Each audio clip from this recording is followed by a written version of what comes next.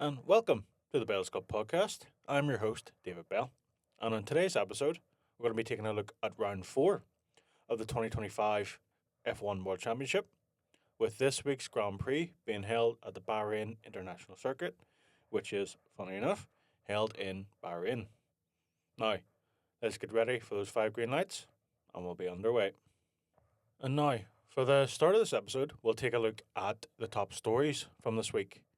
And the big ones were from Carlos Sainz, as he was fined €10,000 because he was 15 seconds late for the national anthem kind of ceremony in Japan due to an actual medical issue. Now, we're just hearing that fucking made my blood boil. It's what an actual joke. There was a driver on the grid who could have killed one of his fellow drivers, and he only got 7,500 fine. But yet, Carlos Sainz was 15 seconds late, and he got 10,000. Like, who are the people that make these rules? Do they not understand that the drivers aren't machines? They're actually living human people. People make mistakes. Why are they fined so much for these stupid mistakes? If they don't like the fact that these drivers are actual real people, they should frankly piss off to the AI racing, with that shit races where the cars crash out in the first or second corners. Then, after that little rant, we're going to kick off this next section by looking at FP1 and FP2. Now, we probably noticed that there were some new drivers or some new faces on the track this week, with some of our full-time drivers giving up their seat, so some future hopefuls can actually get some experience driving F1 cars. Now, just some of the drivers that were actually in this session were Fred Vesti, who took Russell's place. We have Luke Browning, who took over from Sainz at Williams. And then we have Felipe Drugovich, I believe his name is, who replaced Alonso at Aston Martin.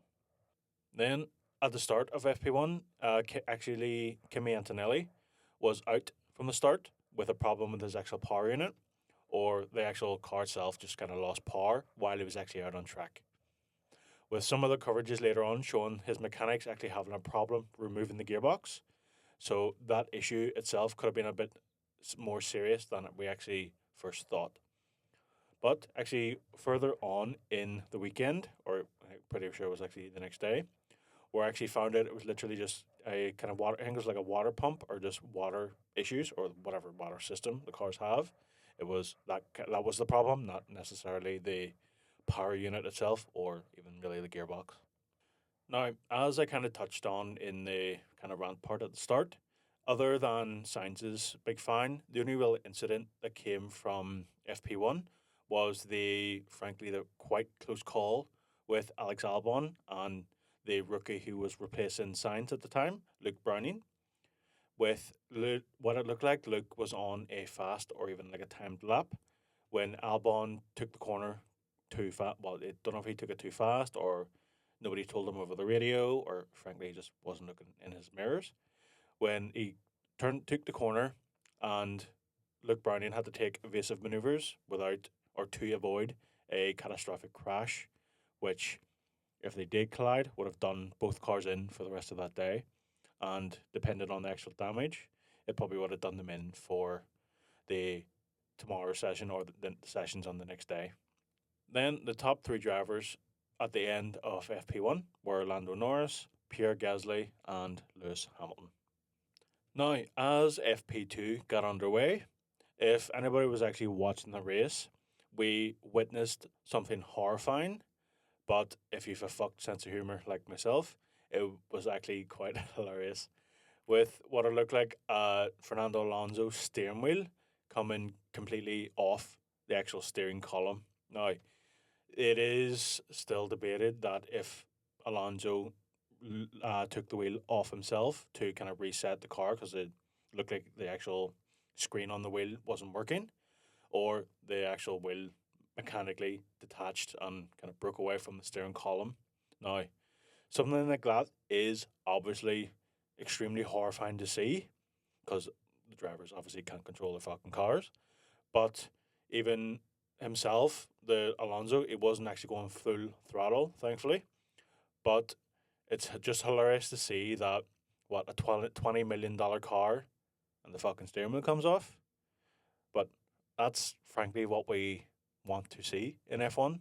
It what makes the sport interesting, and it what brings a lot of people to the sport to see those weird and strange incidences.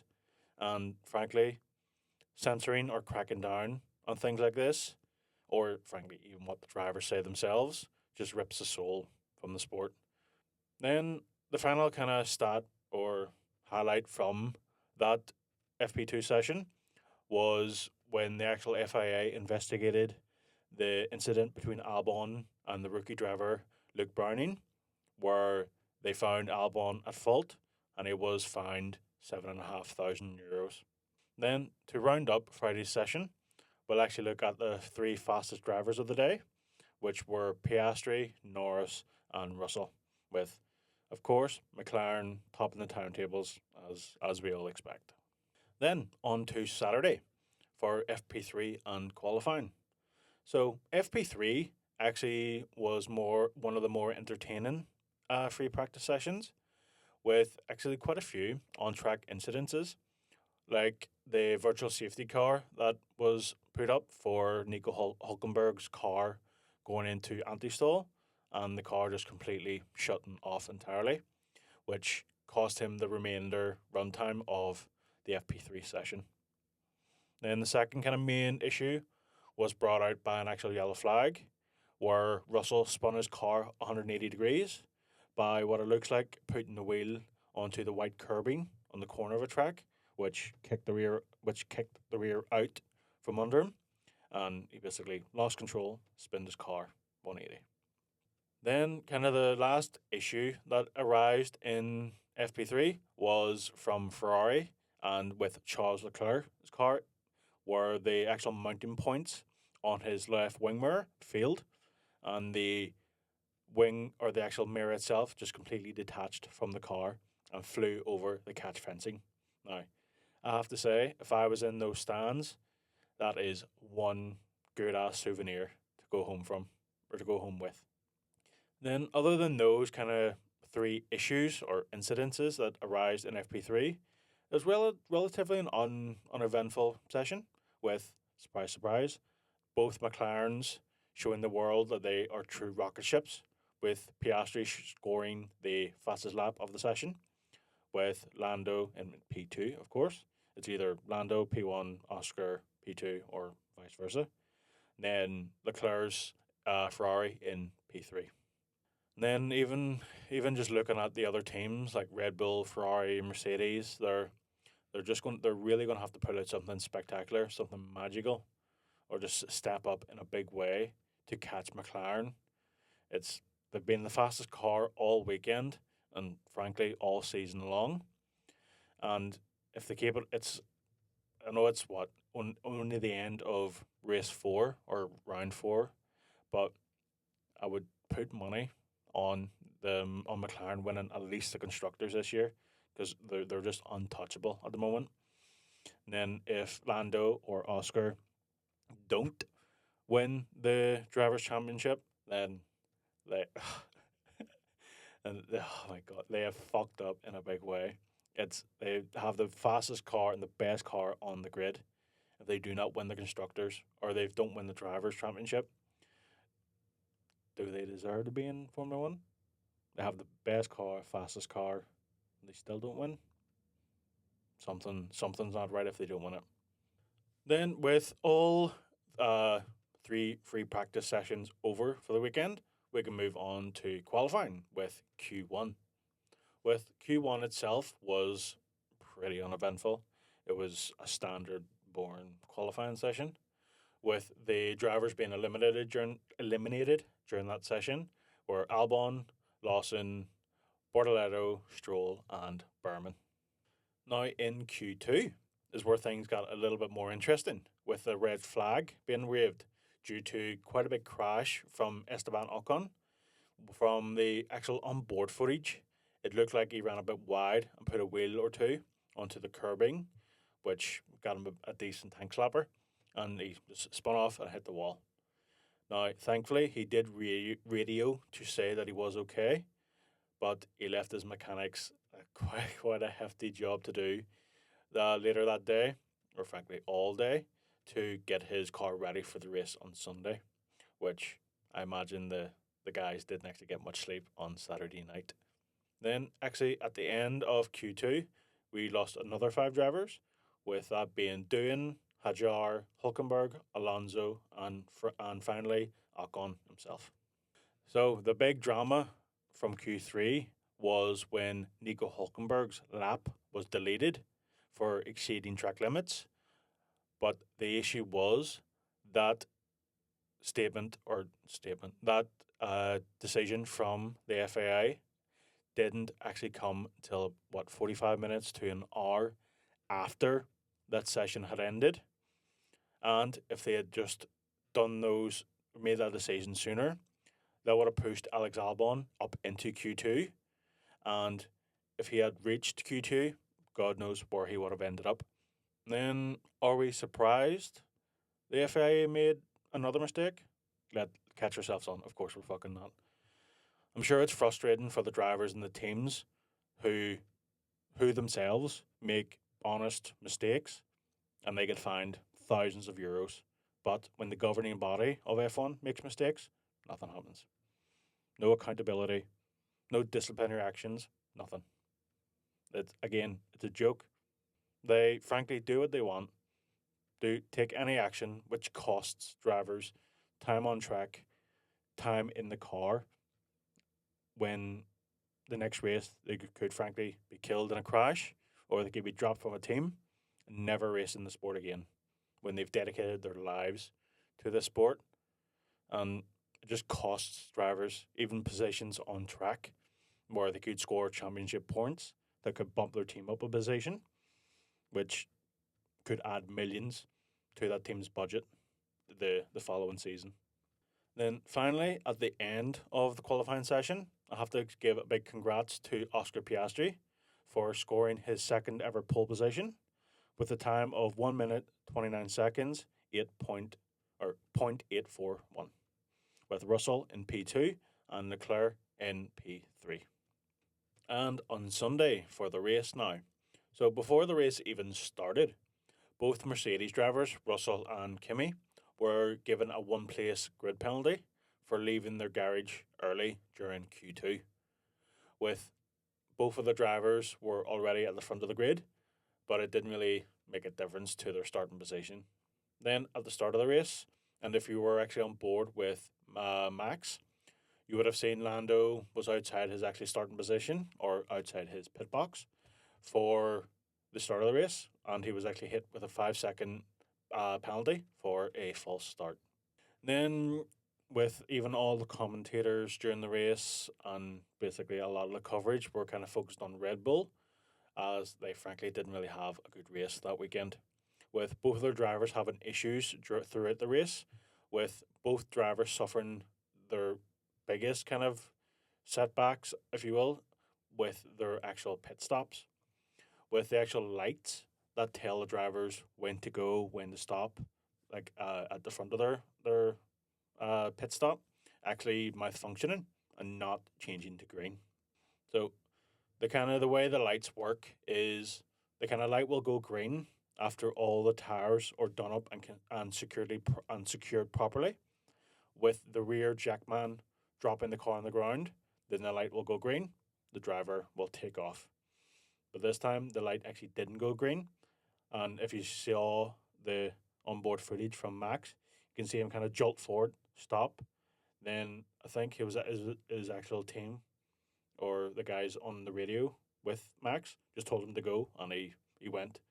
And kind of the same thing happened with Yuki, but luckily the stewards were actually notified that the light was faulty, and they weren't given any penalties for this. But there was one Red Bull driver that did suffer from a lot of penalties during the weekend, with a total of 15 seconds worth of penalties being awarded to Liam Lawson, with 10 of those being awarded to Lawson because of a collision with Nico Hulkenberg, and the last given to him from a collision with Lance Stroll. Then the last kind of major penalty that came from the race itself was given to Carlos Sainz after forcing another driver off the track, which got him 10 seconds worth of penalties. But in the end, those penalties didn't really matter because he actually ended up retiring the car anyway. Because if you see any of the footage or photos, his right side pod was actually smashed due to a collision with Yuki. Then, with the waving of the checkered flag, it brought an end to the 2025 Bahrain Grand Prix, with the top drivers being Lando Norris in P3, George Russell in P2, and the winner of the race being Oscar Piastri, which marked his second win this season and his fourth career win overall. Now, I do have to give a big shout out to our boys over in Ferrari for having their best race finish this year so far, with even Hamilton himself having the best finish while wearing the red jumpsuit, which he finished in fifth. But of course, we expect more from both of those Ferrari drivers, and I have no doubt that we will see them on the podium soon. And hopefully, both of them, we'll see them on the top step very, very soon. Then, after the race concluded, the Constructors' Championship basically remained unchanged, with McLaren widening the gap at the top with 151 points, followed up by Mercedes in second with 93, and in third is Red Bull with 71 points. Now, Lando is still in the lead of the Drivers' Championship with 77 points, but his teammate Piastri is closing the gap or has closed the gap to only 3 points, separating the top two drivers.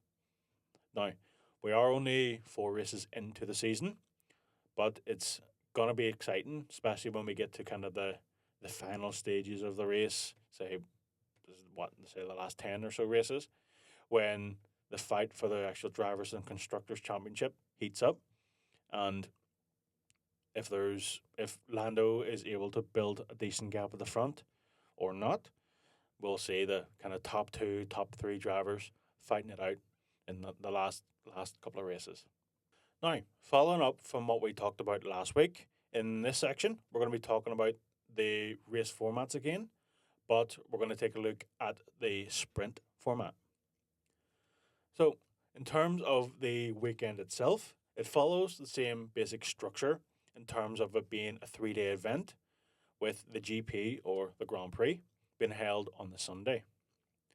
But 2 of the free practice sessions are replaced with 2 standalone competitive events with championship points up for grabs.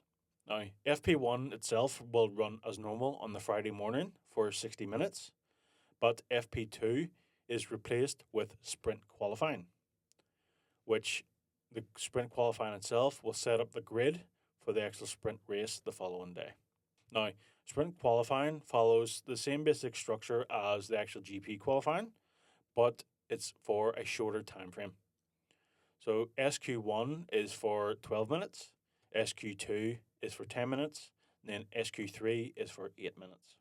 Then in between sprint qualifying and the actual sprint race, the cars will remain in parc fermé rules, which basically means the teams themselves can't actually touch the cars or touch the actual setups of the cars, which would break parc fermé rules, and the drivers would have to start from the pit lane during the race.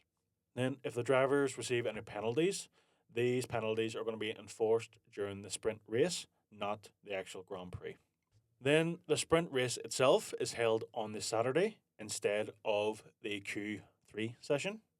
Then, the sprint race itself is held on the Saturday morning instead of the FP3 session, with the race itself being around 100 kilometers long, or say about 19 laps, like it was in China. But the actual length and duration of the race, in terms of like length and lap or the amount of laps, will depend upon the actual track itself, like the circuit that's holding the race, because obviously some tracks are longer than others.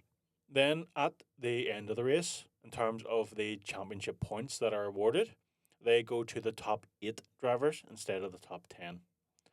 With the person who wins the race or the person who finishes in P1 receiving 8 points, with the person in P8 receiving 1 point.